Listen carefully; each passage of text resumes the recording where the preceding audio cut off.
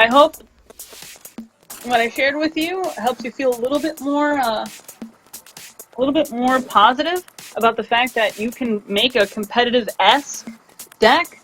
Yes, you won't be Masters 3 or Legendary often, but you could probably still get to whatever the variation of Platinum Diamond is off that deck, because that deck has some really nice synergy there.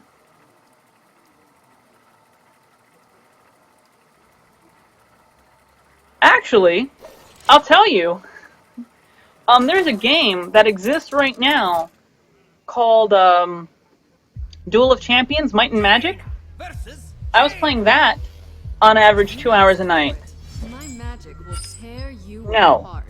Arena matchmaking is not done by skill level. However, unranked matchmaking, MMR is one of the things they consider, which is bullshit. No offense, it is. I don't want to have the potty mouth on the stream too much. But yes, there is definitely a negative effect of unranked, where before I got as good as I did, I used to go in unranked and I would just beat people all day long. But now that I'm a 3-star Masters, I think something changed. Like, I can't even completely describe what it is, but my unranked, I'm usually playing against people who have no less than like 3 legendaries in their deck and amazing plays, and it's like, come on, man, just because I'm ranked high, like, let me play the news sometimes. Sometimes you just want to get on and crush people's souls. You know what I'm saying? And the fact is, they do not let that happen. So I think someone at some point complained. You know what I mean? Like, I'm playing unranked and I can never win. Why is this happening? It's so unfair. So even though, as I told you, even though that it doesn't seem that ranking is being thing, what unranked really means, in my opinion, right, is that it doesn't affect your rank those games, but you're still generally fighting people in your MMR. So it keeps me from being too much of a bully to people who don't have as much game. So it's a way to make the game slightly more fun for lower level players. Not being offensive, I mean, that's kind of is what it is. And I don't necessarily hate that decision. It's just that, you know, the reason I used to like playing unranked is gone now for me. You know what I mean? It's like, oh man, I just feel like getting on and winning some games pretty quickly. Like, I used to be able to grind money very fast. You know what I mean? And that's gone. An arena, it's all based on where you are in the arena. Does that make sense? So if you're at the spot in the arena where you have gone 3 wins and no losses, it's going to try and match you with people who have 3 wins and no losses. You get what I'm saying? So the system is always attempting to mitigate those aspects.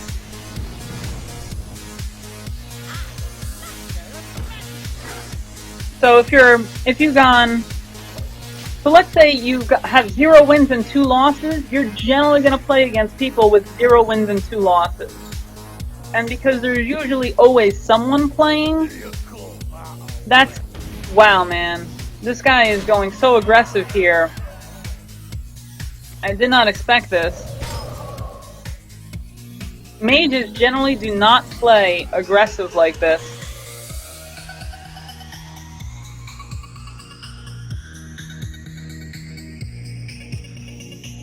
Alright, so we can clear his board. And once we clear his board, we're going to get back in the game.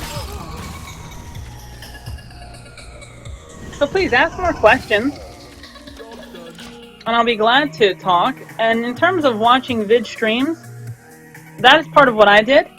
On YouTube, there's this guy called Crota. And I really like Crota specifically if you want to get better at Arena.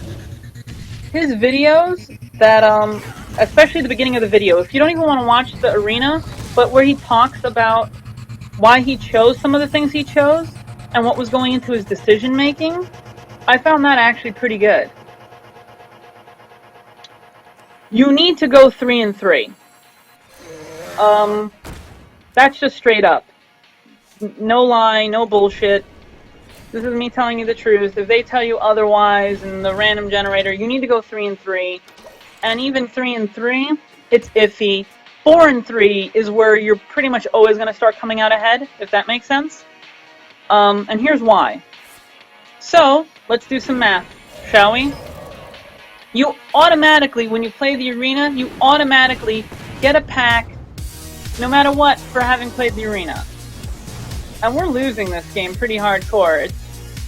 Sometimes it's hard to talk and play, so I do apologize.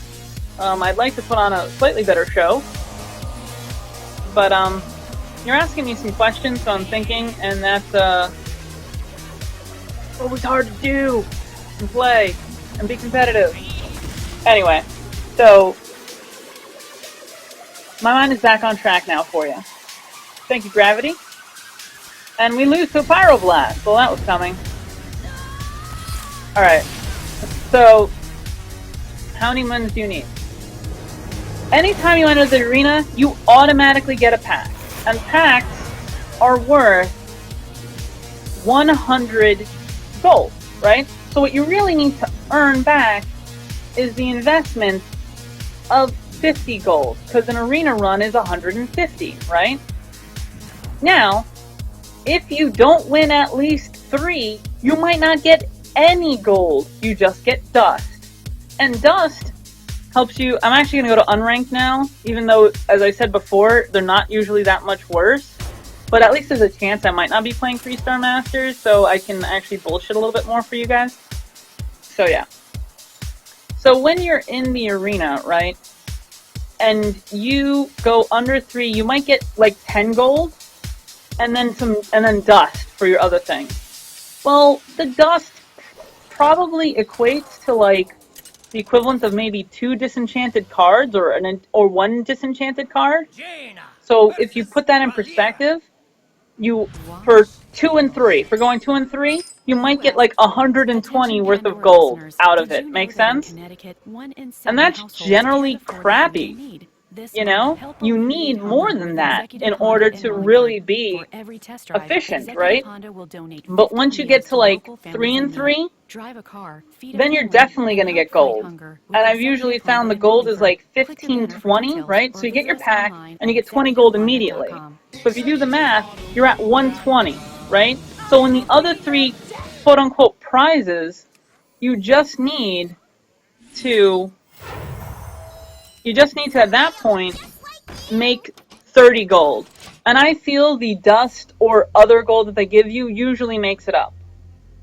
But once you go to 4 and 3, you're no longer breaking even, you're ahead of the curve. Makes sense? You're more efficient now.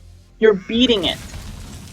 And that's pretty sweet once you start beating the curve. So 3 and 3 you're usually even, 4 and 3 you beat it.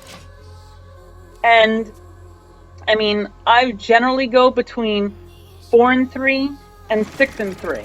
Sadly, arena isn't my forte, so there's plenty of times where I probably could have done better, and it just didn't work out that way for me.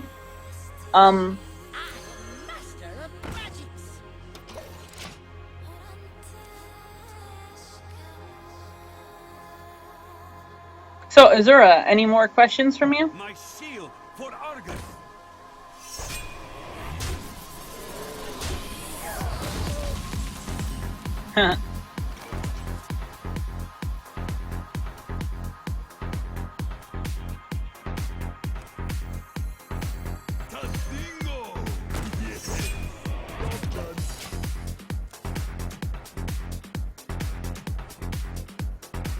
Yeah, this is unranked. I don't even care. Right now, it's just think of it as, like, musing.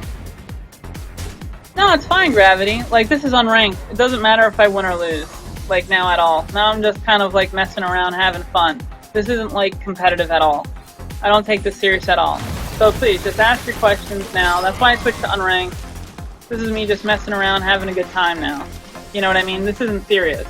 Ranked is kind of serious. And I was getting distracted, and I was losing more than I was winning, and that's why I switched over to unranked. So I can still just kind of play a little bit and answer your questions a little bit. I mean, I see that particularly Azure Tide and Gravity are both new, and I definitely want to be good.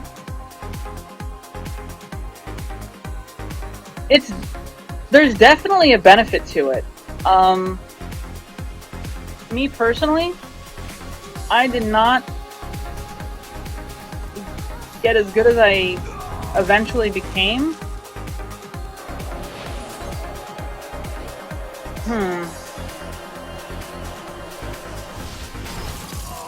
Yeah, bad. This game we're gonna lose. Yeah. So you get to watch me lose again. It's fine. Don't worry about it. So the YouTube videos. So if you want to play Arena and you want to get good at Arena, the person I recommend most is Crota Gaming, because he's not the best. Like, he averages probably 5 wins, right? But he talks through his decisions in a really clear way, and he does a good job of explaining what I'm about to show you. Now, I don't know if he has this, but this is the master graph of every Arena card by combining all the pro players and just general statistical analysis of card value. Oh yeah, you come to my stream, you get the goodie bag, alright? So this is the goodie bag. And this is, at the current rate, it has been updated once. I don't know if they will continue to update it, but this is your goodie bag, alright? It breaks down the card's value by class, by rarity, by just general other intangibles. So when you're playing Arena, you have to be able to know, like, which card is slightly better than the other card. And if you constantly just make those good questions, right? You just constantly make the nice little decisions of, this is a little better than that, and then you constantly make a better deck than your opponent. My big problem when I started Arena is a lot of my decks, as you can see here, I'll explain it just on this draw. So I have things that raise my spell damage, and I have lots of spells, right? So I tend to make decks based around synergy.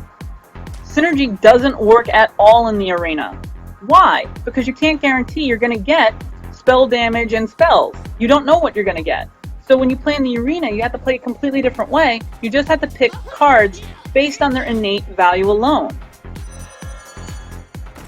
Alright, so now we need the Arcane Missiles to work amazing. It's funny, the Wisp was always like a card that people just never really looked at, and now all of a sudden it seems to have gotten this crazy favor. Like, almost every deck I see is running a Wisp now. I shouldn't say every, I mean, you've watched me play 5 games and it's the first time I've seen it, but it's way more than it used to. It was updated once. It even mentions it. If you look at the stars lead, look next to Pint-Sized Summoner and go down, there's a stars that says it has been updated. And Pint-Sized Summoner is not shit. It's not as good as it was, but shit, that's pretty. I think that's pretty tough there. I mean, yeah, it used to be even better at acceleration, but if you can still have it survive one turn, so that, like, instead of getting a 4-drop out, you bring out your 5-drop, or you play it on a later turn. I mean, then again, you know me, Lead. I'm also just one of those weird people that kind of play different, right? Like, I'm not good at playing what other people are playing, so maybe I'm just able to still use it well. Because sometimes I don't use the pint size. I mean, if you're using it as an early drop, maybe it's not as good. But a lot of times I like it as a late drop, as like a sneaker thing. Like, oh, I have a shield out already, I have board control already, now I put it out there. You kind of want to deal with it. You're ignoring my other creatures, and it's another taunt. You get what I'm saying? And if you don't deal with it, well, now I bring out something way more valuable for less. You get what I'm saying? And so it just makes my curve that much more efficient.